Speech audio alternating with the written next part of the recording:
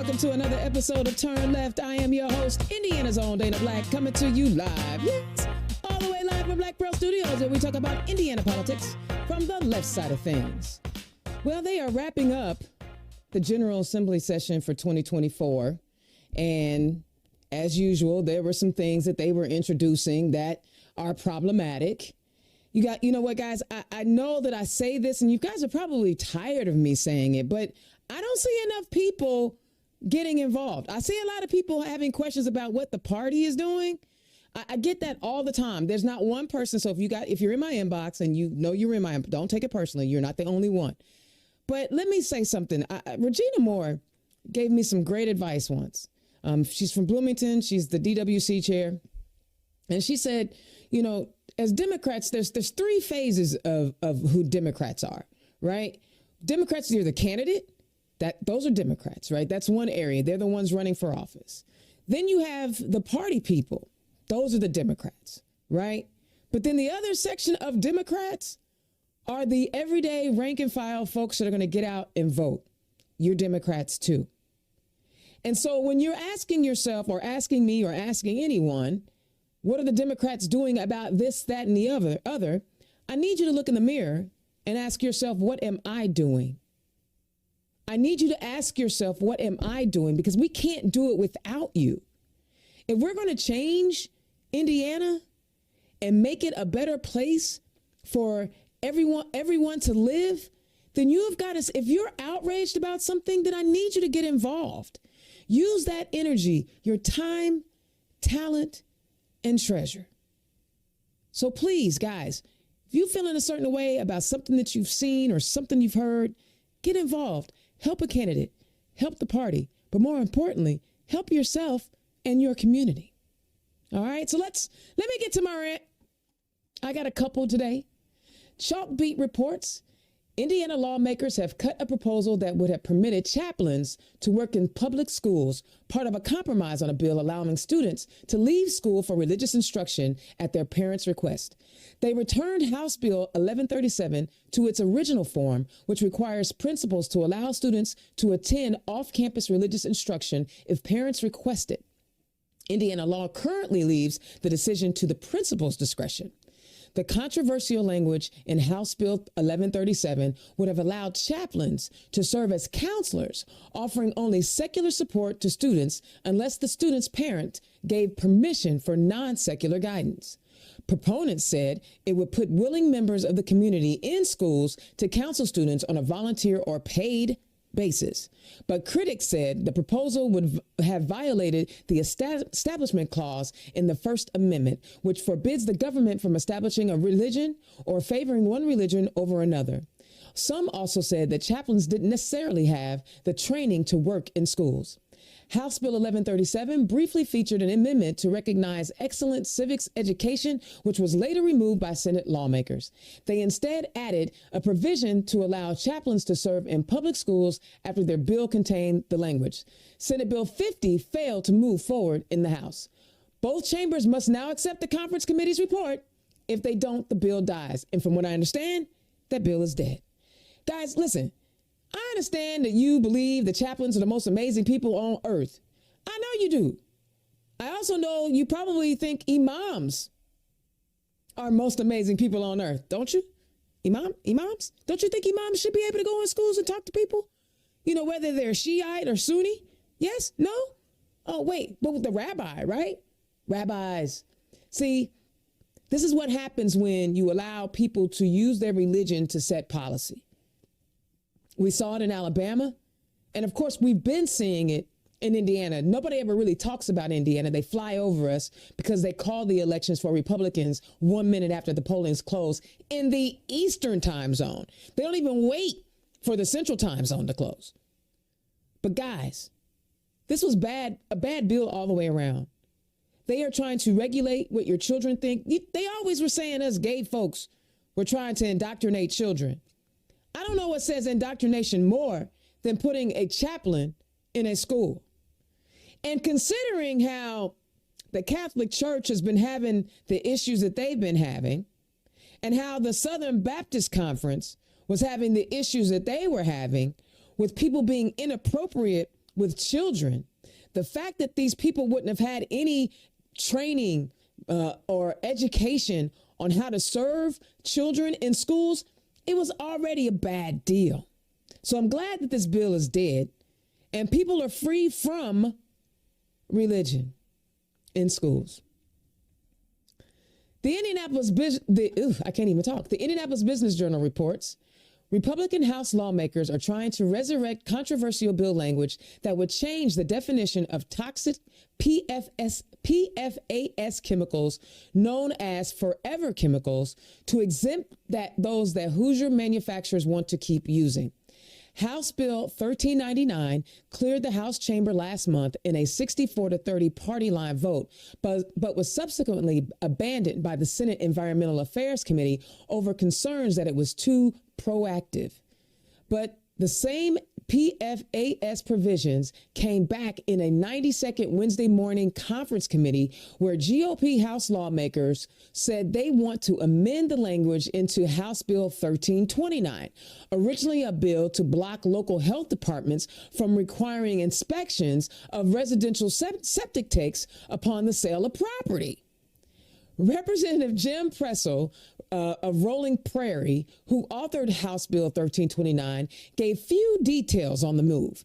Meanwhile, on Wednesday, a separate septic system bill additionally got final approval from the House 74-19 and now heads to the governor. House Bill 1352, authored by Bob Morris of Fort Wayne, further limits when local governments can inspect a system. Moore said the bill intends to clean up and clarify existing state policy, but critics worry that fewer inspections could increase the number of failing septic systems in Indiana, threatening local communities and their water sources. He said the septic system language in the underlying bill remains unchanged and noted one other addition to the bill that requires the membership of the Board of Directors of the Indiana Stadium and Convention Building Authority for 7 members to 3 members. That provision was originally part of Senate Bill 252. No senators were present as Pressel explained to the conference committee report. Senator Ronnie Pohl entered the room as the short meeting adjourned. When asked why no senators were present, Pressel said only that it would be hard to explain what happens in that Senate. That's been my experience. No conference committee report with final bill language has been posted, so it is unclear if Senate Republicans will accept the move. Both the House and the Senate still have to vote on any final compromise. Why is this legislature advancing a bill that will allow companies to lie to our residents about what is in their shampoo, health products, clothes, and other items? It's unconscionable. Hoosiers deserve the truth. They do not deserve this body deciding to dismiss facts and science on their behalf, said Senator Shelley Yoder of Bloomington in a Wednesday statement. Now, anyone trying to be more conscientious about the items they use in our state will have to navigate a terrain of lies greenlit by the law. Everything about this underhanded process and dangerous language is immoral. Senator Rick Niemeyer of Lowell, who chairs the Senate Environmental Affairs Committee, said last week that he viewed the original PFAS bill as unnecessary because there have been no proposals to change Indiana's existing rules. Niemeyer noted, too, that PFAS regulations proposals must go through the state's Environmental Rules Board, which he said would take a minimum of 18 months. It gives plenty of time on this language if next session or over the summer or something, looks like it's happening, we need to do something. So, guys, there was a whole lot in there, and I did that on purpose because you have Republicans saying, one, we don't care what poisonous carcinogens are in the items that you use, nor do we care that you know about it, one. Two, we're going to have less inspections on your septic tanks, and we're going to have not only going to require an inspection if you buy a house, so you could buy a lemon septic tank, a septic system. But here's the deal, and then on top of that, you did it without any other senators present. So it was underhanded on top of all of that. This is what they do when they have a simple majority. They can get away with anything that they want to get away with because we don't have the votes in the state house to prevent any of the nonsense that they want to do. And because we haven't willingly got involved and decided to engage on a more stringent level, these things will continue to happen. Now, I just want you to think about something for a minute. Has anyone ever had to replace their septic system before, their septic tanks? Have you ever seen somebody with their whole front yard all dug up because it's all a mess? This is what they're going to do to y'all. And you will have no recourse because it's law. Now, the question you need to be asking is, why would they pass such a bill? Who is going to directly benefit from not having increased inspections? Who? Who is going to benefit by not alerting you about what chemicals are in the products that you use? It's an election season, y'all, and everybody has to file a finance report. Who is donating to the authors of these bills? What kickbacks are they getting? This is something y'all need to do. Y'all need to find out, because these folks have no problem with putting your health and your property in jeopardy. They have no problem whatsoever. I'm not making this stuff up. This is not hyperbole. These are bills that are going through your Indiana General Assembly. And because y'all work during the day and y'all not like me, y'all can't sit around and watch the General Assembly session and all the committee meetings. You don't always know what's going on. But here's an opportunity for you to stay abreast of the issues that are happening. Call your senators and ask them, what's with that septic tank bill? And somebody tell me what the PFAS thing is. You ain't got to know all the details, but call somebody and talk to them and say, I don't want my septic system being jeopardized, and I don't want hazardous, poisonous materials, and I don't know about it. And I would like some transparency, please. Transparency. That's what we need. And as long as they have that supermajority, they will get away with doing whatever they want to do the way they want to do it. Guys, I need you to hear me. You see, there's only two now. We're down to two. You've got one person who's 80-something years old. He's old Democrat. And then you got an old Republican who wants to overthrow the government and become a dictator. These are the times we are living in. These are the times that we're living in. The hypocrisy is real. If Jim Banks talks about somebody losing their life one more time and he voted against any of the anti-lynching bills, come now. No, we don't want to see anyone unnecessarily lose their life to violence or any other kind of way. But if you're going to be, if you're going to have selective outrage, sometimes have it for the black folk. Oh no, wait a minute, never mind. He not going to do that. Guys, I've been ranting since 2017, and never more have my rants meant more to us than they do now. And as the session begins to wrap up, I will be talking about more things that are happening in the federal government because session will be done. But I will also be keeping an eye out on all of our statewide candidates statewide candidates who are running for office, and making sure that we understand what they're saying and what they stand for. And we will hold them accountable at the ballot box.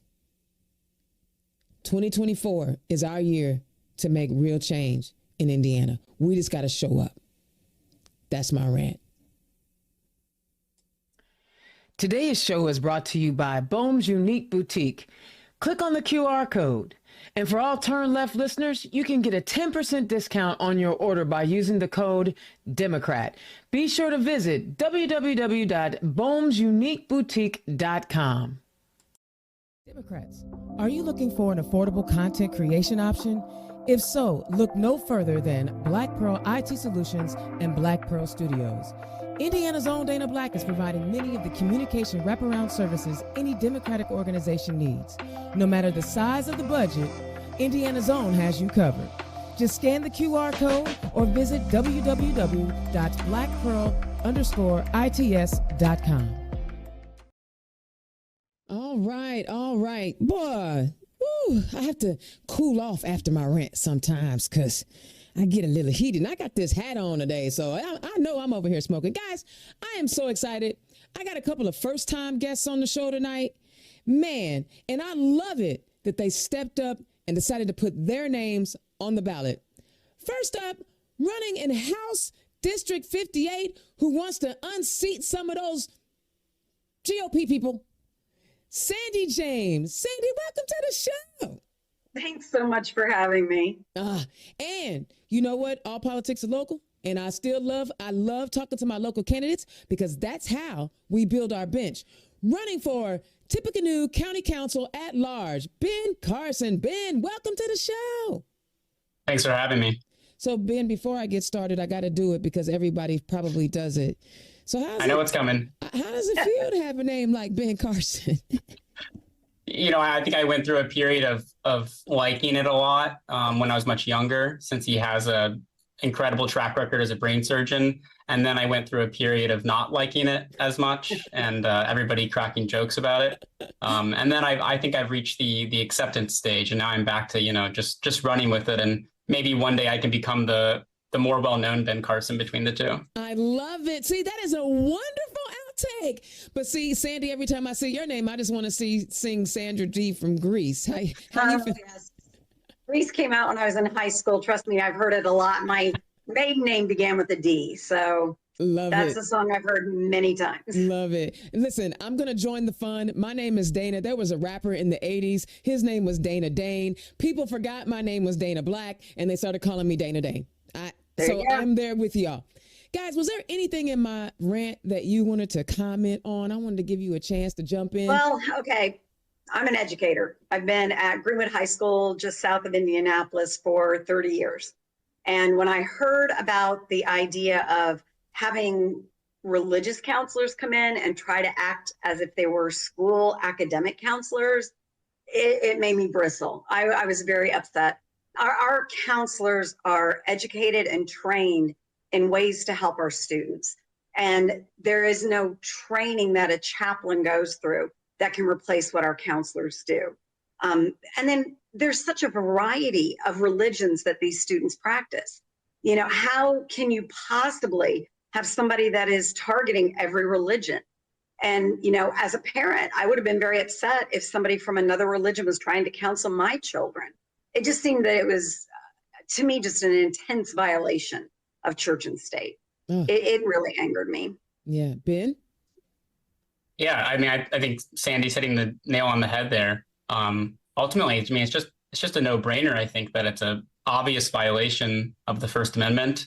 I think it's interesting how the party of small government has started to make the Democrats look like the party of small government sometimes. So it seems very, very obvious. And then on the second issue with the PFAS forever chemicals that you were talking about, that one's potentially even more bewildering to me. Indiana is the only state in the entire country who's considering doing something like this. It's the most obvious anti-science way of analyzing it. And like you said, you have to wonder why they're doing this, and it can have very disastrous effects. This one can potentially affect my community, my constituents. Little Deer Creek, that is very close to the Wabash, has already had very high chemical testing levels for these same kind of things. And I guess they think if they define them differently, then they don't exist anymore. But like the name says, they're going to be there forever. So this is not a good bill. Well, and sliding it into a bill that has to do with septic tanks, it just seems like there's some underlying reason that they're pushing so hard to get this particular chemical allowed. And I'm with you, Dane. I'd kind of like to know who's really pushing this hard and why. Yeah. I mean, and you know what, guys? We've seen a lot of anti-science legislation this year, anti-thought-provoking legislation. I mean, I know that we don't ever want to make anyone feel like they cannot run for office because every community should be, represented. But gosh, there are no thinking people, it seems like, that are writing these I need some, can we at least establish thinking people? Yeah. Okay. Like, for example, we have had legal gay marriage in Indiana for several years now. Why all of a sudden then do we have to start introducing bills that say, not only are we going to end the practice of legal marriage for same-sex couples, but we're going to try to void all the marriages that were done before? to me, that I don't understand the thought process behind that. What do you think you're going to accomplish other than offending people? Well, they don't care if they offend us, honey. Well, okay, I'll give you that one. They have been dehumanizing the LGBTQ plus community for so long. That's why, Agree. Young trans kids are losing their lives because they are attacking them and belittling them and dehumanizing them. And it's okay. I can give an example of that as a teacher. There's a new law that was passed by the supermajority that if I have a student, and this, you can tell this is meant to target trans students. If I have a student that comes to me that wants to use a different name, I have to report that to my principal, who then calls their parent to get permission for me to use that name. And they may not even be out to their parent. No, they may not. And I know there is a fine line to walk to protect kids, because some parents are not nurturing to LGBTQ kids. No, not at all. But if you take it away just from that, think about the arguments that we can have happen because of this ridiculous law. Number one, it's taking time away from instructing kids. Number two, what if you have a child who has parents that are separated, divorced, never married, and one parent wants them to have that name and the other parent doesn't? So how are we supposed to handle that? It just seems like it's just, my husband calls it ham-handed.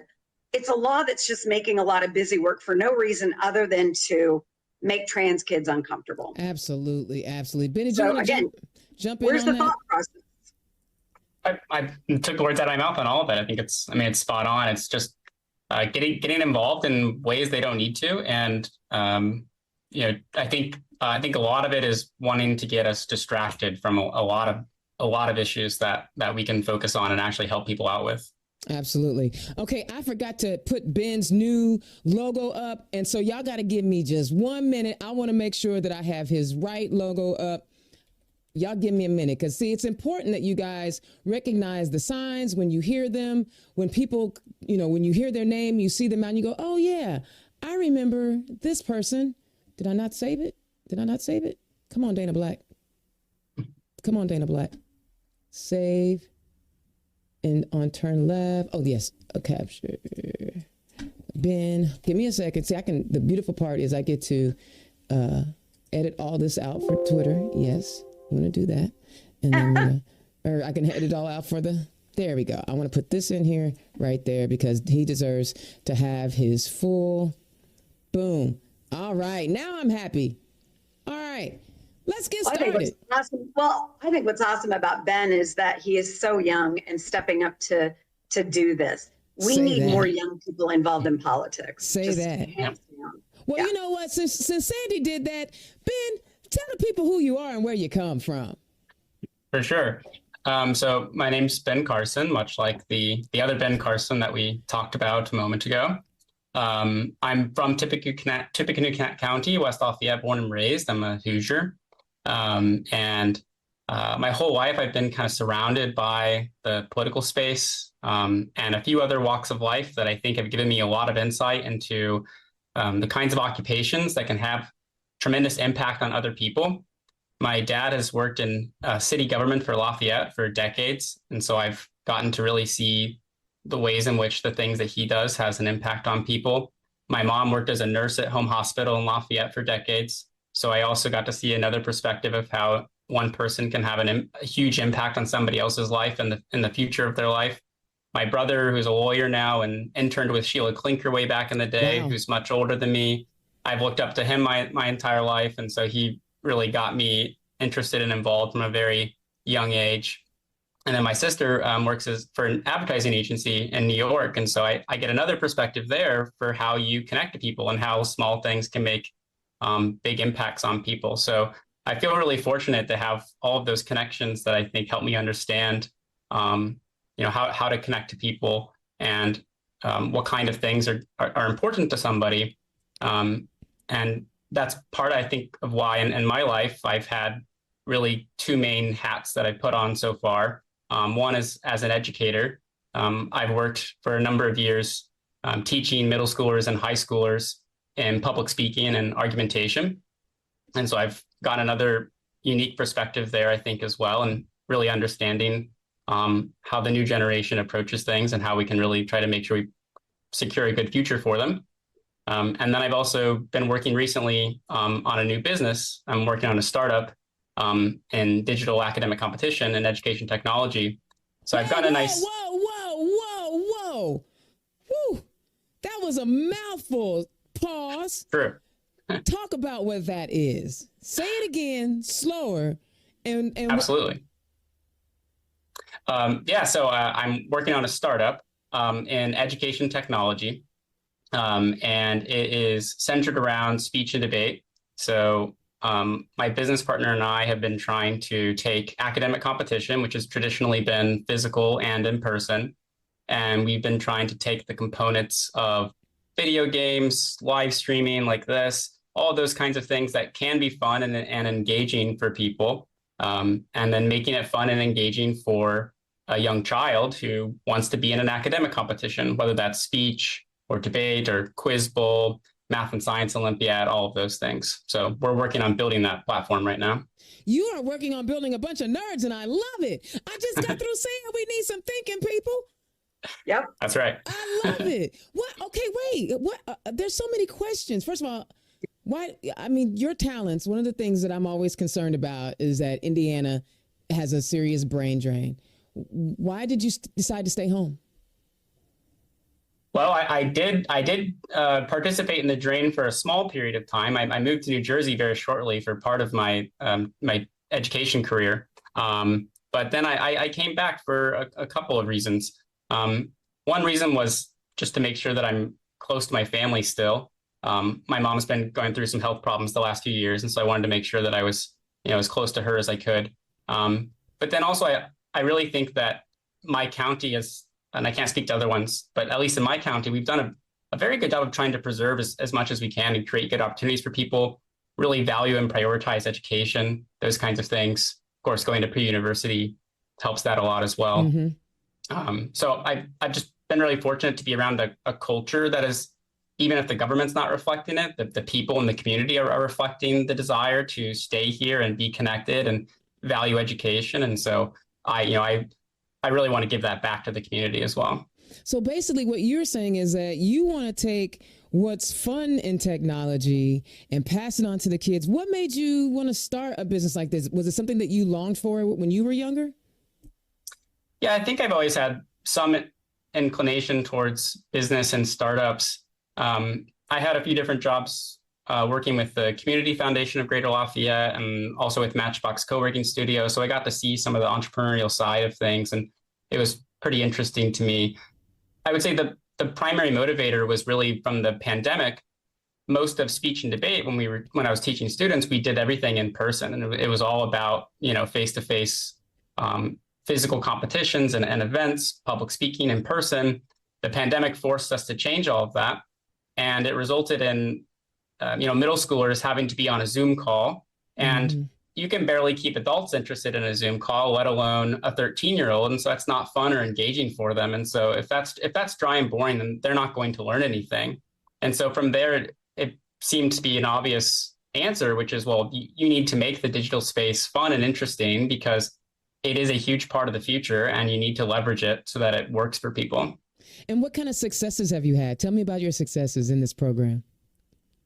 Yeah, successes in terms of coaching, I guess I would start with, or teaching students, is that I'm happy to say that I have coached a middle school team to be the national champions. So I'm very proud of that result. And then in terms of the project that we're working on, the beta launch is actually next month. So I can't quite talk about success per se there. But we ran a few kind of test tournaments last year, and we handed out $30,000 in cash scholarships for students. So we were pretty excited about that. Oh my God. See, and okay, Sandy, I got to bring you in here. Sandy, tell the people who you are and where you come from. I'm actually from Terre Haute, was born there, raised there. And then I was married when I was very young, right out of college. And my husband and I raised our kids in Johnson County. So we've been pretty much Greenwood people since '86. So forever. I actually kind of feel like I've lived a couple of different lives. I stayed home with my children when they were younger, And then as they got a little older, I went back to college to become a teacher. I was originally going to be a lawyer, but it just seemed like that would take me away from my children too much. So I fell into teaching, and it's just where I was meant to be. I love teaching. And so I've been at, like I said, Greenwood High School for 30 years. So, life one was mommy, life two is teacher. And this, I guess, is life three. I'd never been very politically active, and it was actually my daughter that is sort of my inspiration. She was very active in college with President Obama's first term. Started out as a volunteer and ended up being a paid employee with the campaign. And I just saw how much she got from that, how rewarding it was for her. So once things began to change politically, I'd always consider myself a moderate, but my dog's letting himself in. That's all right. I consider myself a moderate, but as the Republicans shifted things so far right, my moderate is now evidently very, very liberal. So, I watched things change. I watched the pandemic. I watched, the ignoring of science and the polarization of people in this country into these two factions that won't listen to each other. And I finally just decided that we needed a little more common sense in government. And my what will be my Republican opponent, I have seen her work on and author several laws that I thought were very harmful to schools. And she ran unopposed in the last election cycle. So I decided that at least she would work for it this time and have an opponent. So like I said, it's a long route to get here, but I am close to the end of my teaching career, and this just seemed like the right time. And I thought it set a good example for my students. If you really feel that something needs to change, then you're the only one that's going to make it change. Yeah. And so let me ask you, Sandy, you're in the classroom every day, correct? Yes. How do your students react to, or are they even aware of legislation that's coming through the State House? And if they are aware, how are they reacting to some of the legislation that is impacting schools? They are aware of it to the point that they will discuss it amongst themselves and then kind of drag me into the discussions. I've tried very hard not to talk politics in school since I announced my candidacy, but they do want to talk about it, and they are aware of it. They get upset when they see things that they consider to be unfair or discriminatory. They are very, they don't ignore it. It's not something that until it affects them personally that they tend to feel like they need to do something about it. Yeah. So, but overall, I'm thrilled with this generation. I mean, they're empathetic, they are caring, and they look at things with kind of a fresh eye. They're tired of the partisan politics. They're tired of the division. They're tired of the name calling. And I think they're going to really help. I think a lot of people look at teenagers as if they don't have a lot of motivation and that they're all, stereotypically lazy. And no, they're not like that at all. These kids are going to change. That's just projection. It is. Because they were lazy when they were teenagers. Yeah. Some of these kids are going to change the world. And I love that you are in a position where you can mold the minds of these young people. What do you teach? My first few years, it was mostly U.S. history, but we had never offered psychology at my school. So I brought that program around, and then I expanded it so that I have dual credit psychology. And right now, that's all I teach. I have enough kids that I teach nothing but dual credit psychology with Indiana University. So my kids get they get college credit while they're in high school. In psychology? In psychology. Man, these kids, I can't wait for them to take over because, I ain't gonna lie, us Gen Xers, we really didn't do what we probably needed to do, because that's why the boomers are still in charge or in their mind, and the millennials are like, mind. And millennials are like, move over. So we didn't do what we were supposed to do as Gen Xers, apparently. It is interesting to see a lot of people Ben's age that are running, that we see a lot more 20-somethings. I think about, I think it's Nick Roberts that ran in Indianapolis, and, so many good young candidates. It's very encouraging. Absolutely. But we need that. We've got to have people who are unafraid, because I mean, golly, guys, we've seen there are literally two different types of Republicans, and they're both cowards. The one coward is going to capitulate to the maggot, cult of personality, and the other coward is the one that goes away and doesn't want to get involved to help change it. Now, listen, I don't know what you're going to cause Liz Cheney, because Liz Cheney ain't a Republican anymore. They done kicked her to the curb, and she's on something different.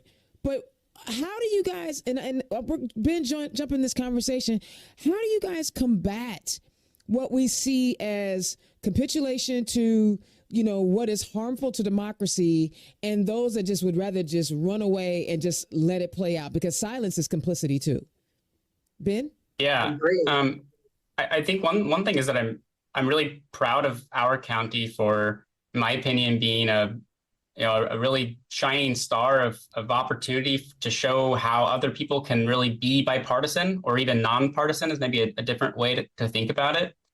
There's a phrase that I had heard a few times growing up, and the more I've been talking to people and getting involved in politics, I just hear it constantly now, and for good reason, which is the phrase, the Tippecanoe way. And we have this idea in the county, the Tippecanoe way, which is that we really can put aside party politics. We really can put aside focus, the national politics that we can't always affect.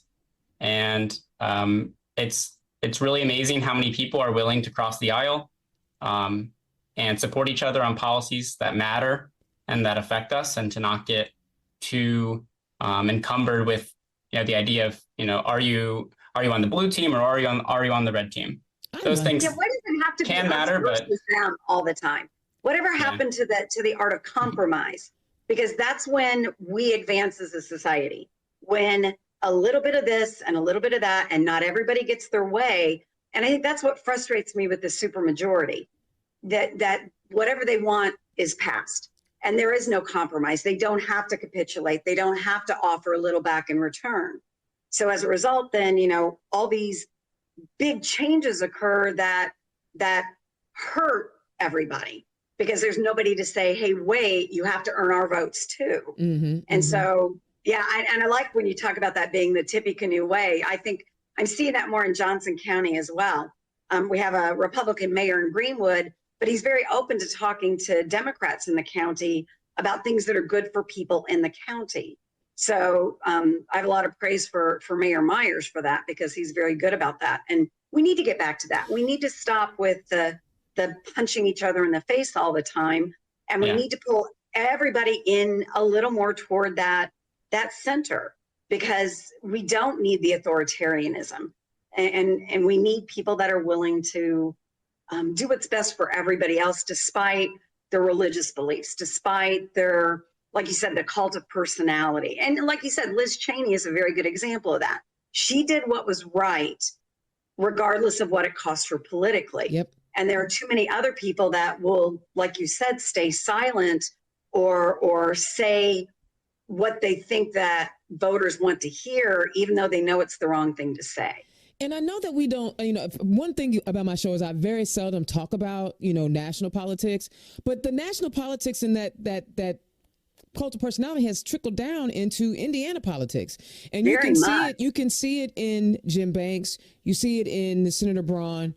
You see it in the State House. Now, I will say at the county level and below, it is very, very different, because it doesn't matter if it's a Republican or Democrat, that pothole still needs to get fixed.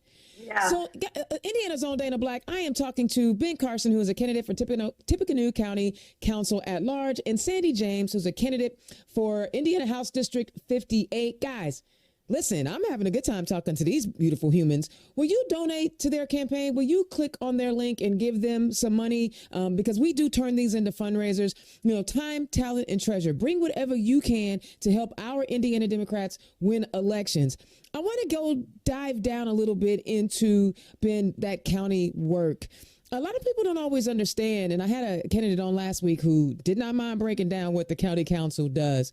But talk about why, you wanted to be on the county council, and what are some of the things that you were hoping to accomplish while there? Yeah. Well, I'll give a short version because I actually listened to the episode last week, and so I recommend anyone who really wants kind of a nerdy deep dive into the differences. I recommend listening to last week's episode because the guest you had did a great job of splitting that up. But shout out to Steve Olin. The very short version is simply that really at the top you have county commissioners and a county council, and the county commissioners are the ones kind of doing the legislative and the executive, writing ordinances and so on. And the county council is kind of taking a slightly different role, and they're really just sort of involved or responsible for the finances. So they're the ones that are in control of the purse, so to speak. And so that's really how the breakdown works.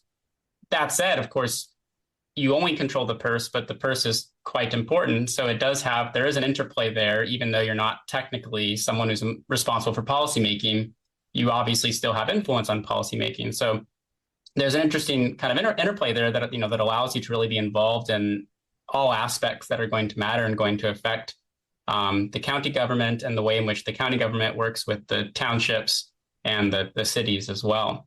As for why I wanted to get involved on the county level, specifically the county level, that's a fairly easy answer for me. As probably both of you have heard, all of the news with the LEAP pipeline and all of the concerns about whether or not the water that might be taken from Tippecanoe County and the Wabash River towards Lebanon, so many citizens of our county are incredibly concerned about what the future is going to look like for our county. The reports say that they might take up to 100 million gallons of water every single day from our county towards Lebanon to help with the LEAP District project.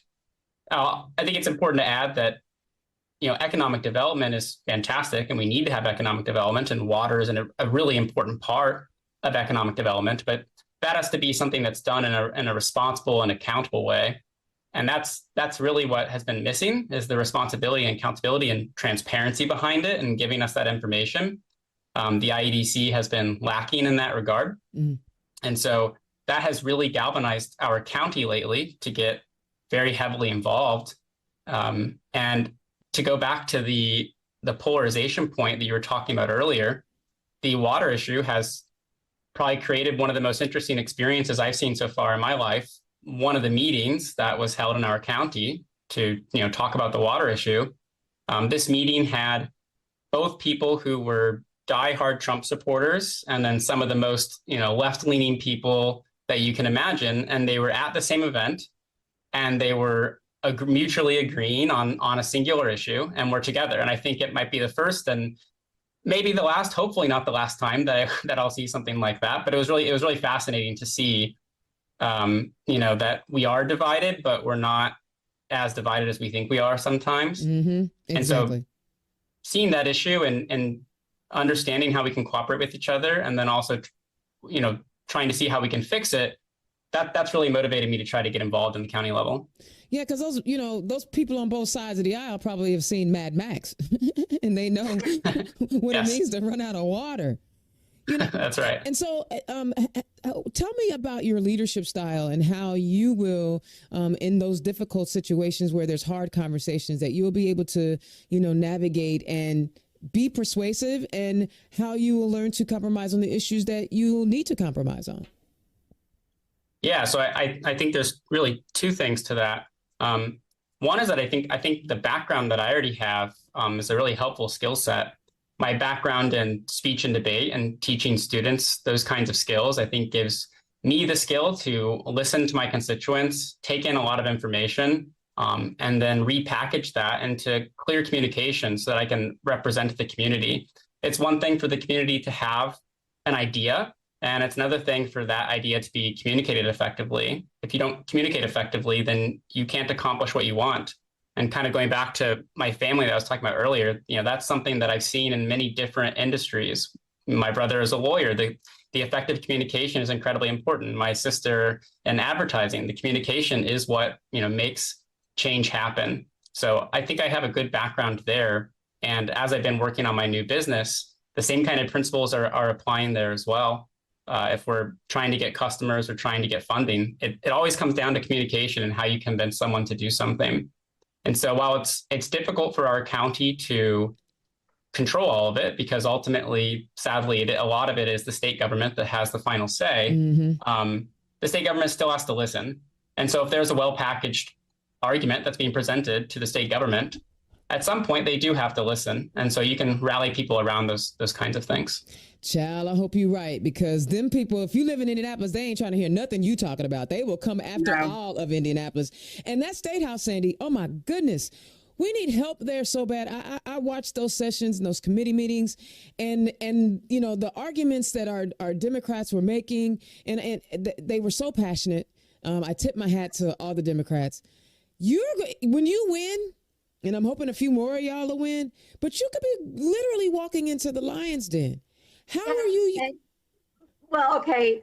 If you're a teacher, you kind of know what that feels like on a daily basis anyway, you know, and Ben will second this. You've got a group of people that are diverse, and you have to be able to let them know how you feel. You have to be able to let them know what you expect of them. And as a legislator, I think I would be the same way. I would be very cognizant that my opinions are not matched by everybody around me. That doesn't mean I can't effectively communicate what my opinions are. That also means that they need to listen as well as try to say their own point. I would want to be, you know, somebody who's constantly answering emails and listening to the phone calls from my constituents, because I am aware that nobody is going to agree 100% with me. I'm not there to be, you know, Sandy James. I'm there to represent Johnson County, and I need to listen to what they have to say. But you're right about the State House. They don't listen. There's a supermajority that is basically like a big bully getting its way all the time.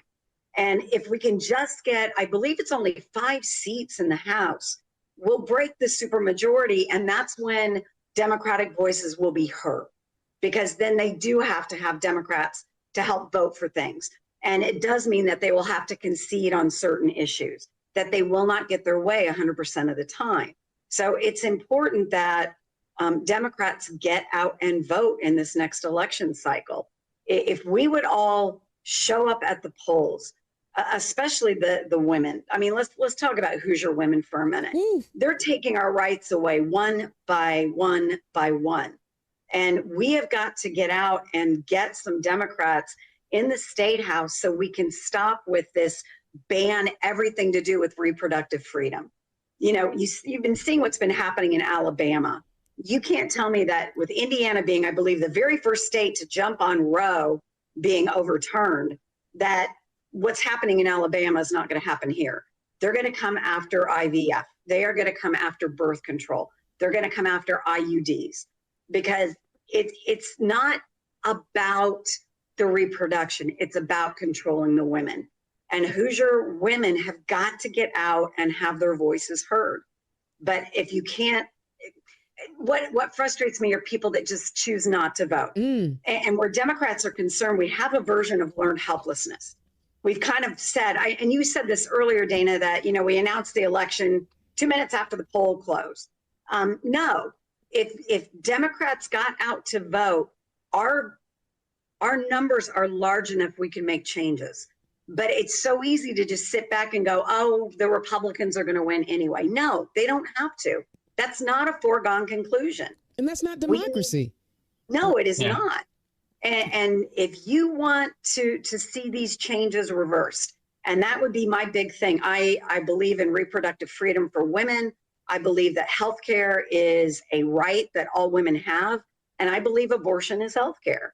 I had an ectopic pregnancy. In some states, that would be something that a doctor might hesitate to do surgery because it would be considered an abortion and they could be in trouble for it legally. Yeah. You know, that is not what women should face. You should make that type of decision between you and your doctor. And the legislature does not need to be a part of it. So I am very strongly for, you know, let's enshrine some rights to women's health care in Indiana. You know, I think that we need to change some of the bad things that have happened in our schools. And as an educator, I feel like I'm a good candidate to be on the education committee, to try to get our schools to be stronger, to return, you know, some of the power to local school boards Absolutely. instead of having it micromanaged by the legislature. Absolutely. So, I'm glad you brought that up, because that was the next topic. One of the things that we've been seeing lately, not just the taking of women's rights and parents of trans kids, because they want to say parental rights, but only if you have straight cisgender kids. One of the things that we're seeing also is this desire, and effectively doing it, the State House removing local control. Both yes. of you would be impacted by this, in that, Ben, some of the things that you guys may want to do at the county level, the State House will just write a piece of legislation that says, no, you can't do it. And Sandy, you're going to be in the State House talking about, please don't do it. Talk to me you guys are also teachers. You talked about history. History is about knowing the facts and understanding the government. And you talked about speech and debate, and it's being able to, politics is always about being able to make an effective argument. Please talk to me. How are you feeling about the State House working so diligently to take away local control? Ben, I'm gonna start with you. Yeah, well, I'll start with the sad part, which is that, you're right, and it's already happening. Even something as simple as our county recently passed an ordinance that was basically a puppy mill ban, which is great. And then moments later, the state government passed their own version that supersedes ours and says, never mind, whatever you wanted to pass doesn't matter anymore. It's a strange repeating pattern of a party that seemingly likes small government and putting the power in the people's hands, letting them make their own choices for their own people, their own community, and then they're taking those things away from them. So that's the sad part. The good part is that we do know that these things can be overturned. I think to kind of connect the reproductive rights conversation that we were just talking about, while it's a shame that Roe v. Wade was overturned, the silver lining in this is that we saw during the midterms and last year's municipal election that this galvanized a lot of voters in certain states, and they came out and they voted, and they turned seats that you would not have expected to have been turned otherwise. And so it may not always happen immediately the next day. It may not happen this election cycle. But if people can get galvanized to vote, and I think it's a trend that we're seeing overall, then we can replace them, and we can put the power back in local communities, give people the freedom that they actually deserve. And then that's a way forward that can actually work if people are willing to fight for it. Well, and I think we also need to start with maybe some referendums. I think that, if you're going to want something like abortion rights in a state with a Republican supermajority, then take it away from them and let it go to the people. Let their voices be heard. Do we want to enshrine, healthcare for women? We got to do a whole constitutional amendment for that here in Indiana. That's true. But I find it ironic that they believe everybody, like you're saying, they say they're the party of what people want and less government. But every time it's been on a referendum in any state, they immediately get upset because the referendum says, hands down, even in conservative places like Ohio, we want abortion rights. So I think that the legislature needs to stop the stranglehold on everything in the state and return things very slowly back to local municipalities. And I think it should be up to school boards to maintain curriculum decisions rather than the state. I think also what they are really missing out on, and I ain't gonna lie, I'm a little butthurt that they come after Indianapolis the way they do, especially since, honestly, we are the economic hub of this entire state. How Indianapolis goes is how the rest of the state goes. And it's not even about what the people want. It's about control. It's not even about small government anymore. It's about control. Because Indianapolis has a Democratic mayor. Well, it's not just a Democratic mayor. All of our county electeds are Democrat. We have a supermajority on our city county council. And that's because that's what the people want. And so they don't want us to have what it is that we voted for. And that's where I have a major issue. But more importantly, they are literally stifling growth because they want to limit what these municipalities and counties can do. Because no one knows what your county needs better than the people in it. That's an open. Yeah, agree. Go ahead, y'all. It's not a new trend. I feel sorry for Lake County and Gary in particular, Marion County and Indianapolis. It's just every time, we literally just had the NBA All-Star Weekend that was bringing in billions of dollars, and that clown wants to pass, no bus lanes, and it's like, bro, we're I was following that. That was ridiculous. I don't understand if it's a. I guess maybe one way I might look at it, maybe because I teach psychology, I'm always analyzing people's motives. I think maybe a lot of what we're seeing with the supermajority in the legislature, it may be that they're starting to get the way the wind is shifting. And as a result, they are trying to pass a lot of things this session because they know that there's a good possibility they will not have a supermajority next session. Interesting. Ben, you were about to jump in.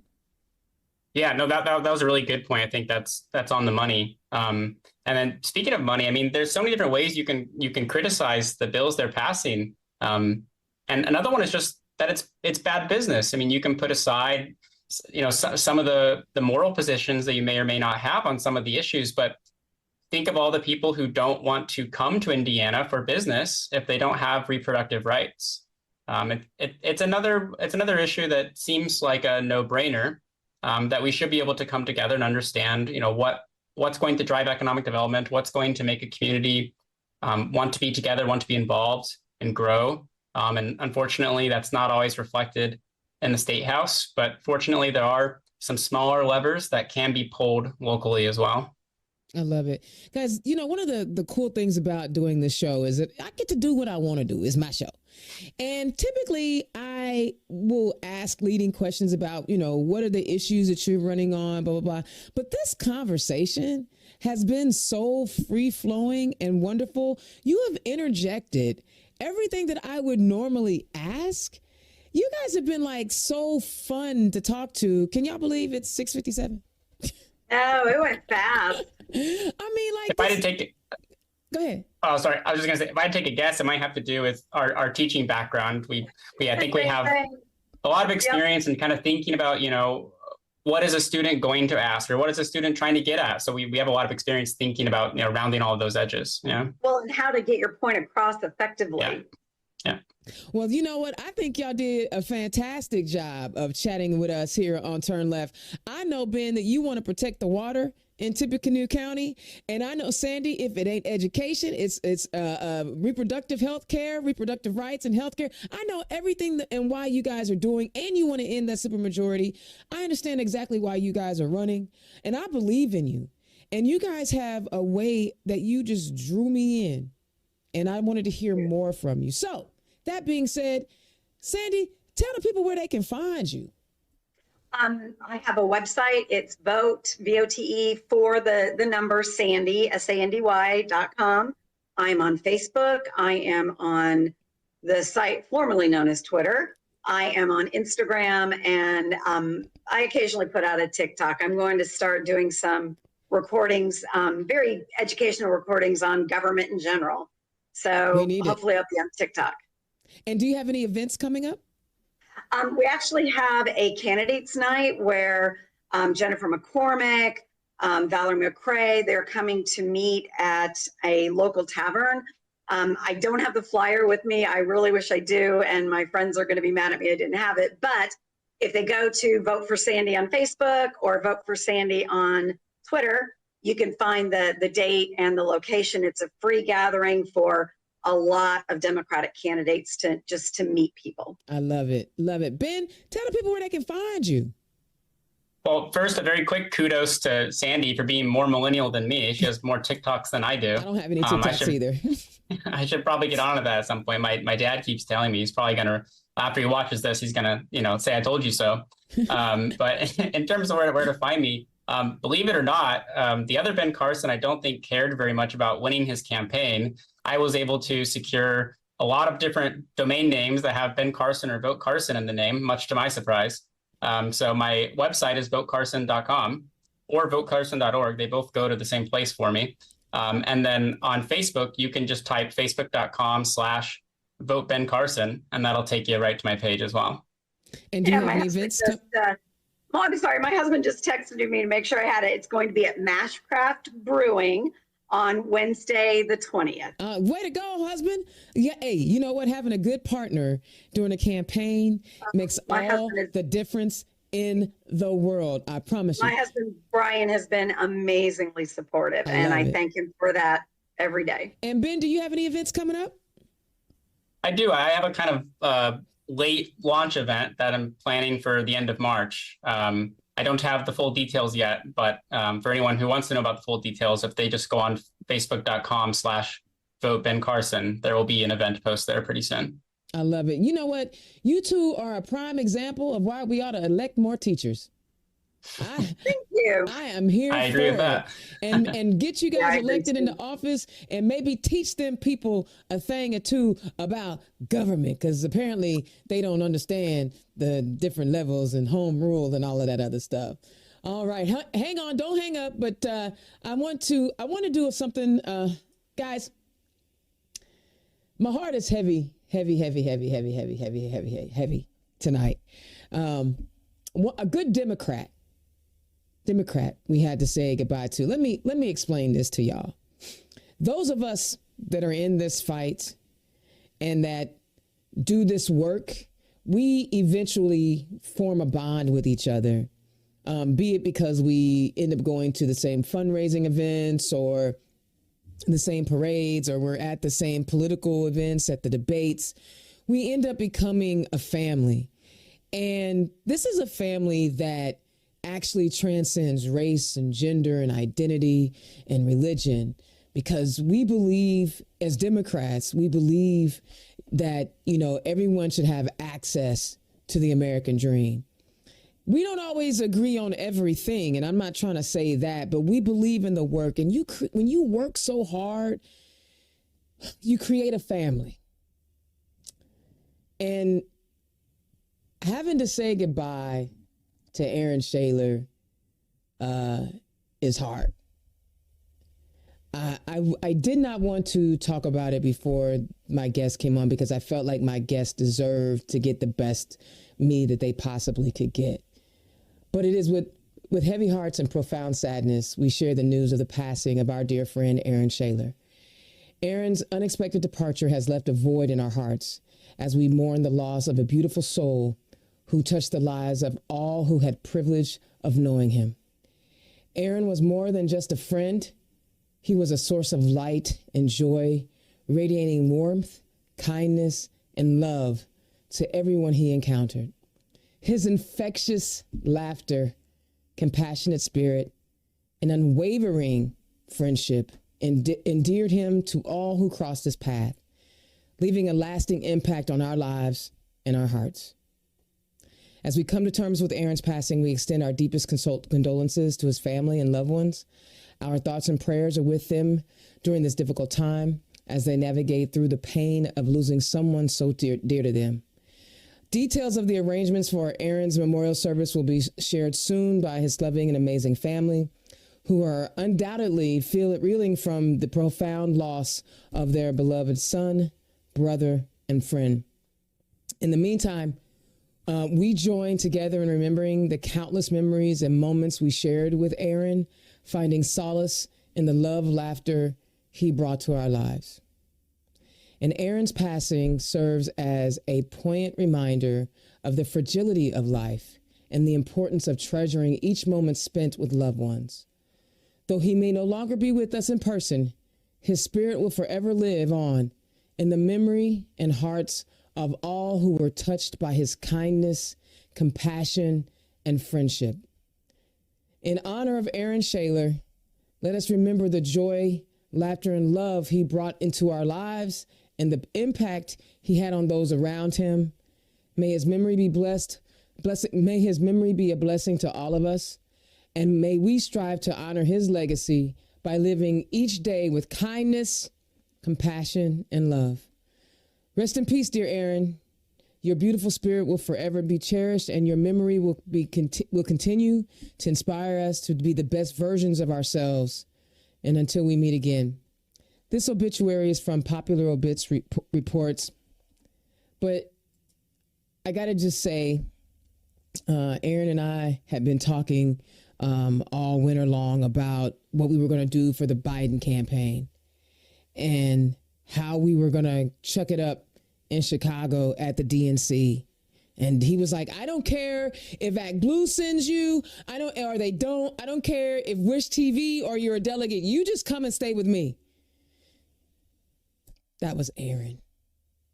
He was excited about his life. And he was so much fun. And he was catty. I mean, look, homeboy was so catty that he had to mess up my Women's History Month just to let everybody know he was still the king of queens, honey. Oh, I loved Aaron. He got to know my partner and fell in love with her, and she fell in love with him. He was friends of my besties, the Allens. He touched my life in so many different ways. And I'm through Pam Hickman and Trish Wickham and Russ Sipes and Mary Klinkos and all the people that we are now all family because of the interactions we have in this political space. Our hearts are broken because it was so unexpected. Guys, I need you to check on each other. Do not miss an opportunity to love on each other. Do not miss an opportunity to say kind words. One of the things Aaron would say to me every time we got off the phone, I love talking to you because you just make me feel better. And he would just make me feel so much better about all the journeys that I would be on. And he was so non-judgmental. Oh my God. He lived in the gym and I had gained so much weight. And he was like, girl, you still look good, girl. What? I miss my Aaron. So as my heart is heavy tonight, I want to just give just a brief moment of silence for my dear, dear, dear friend, Aaron Shaler.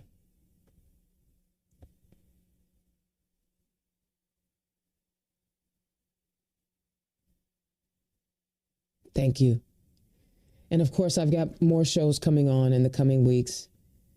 I will holler at y'all next time. Peace.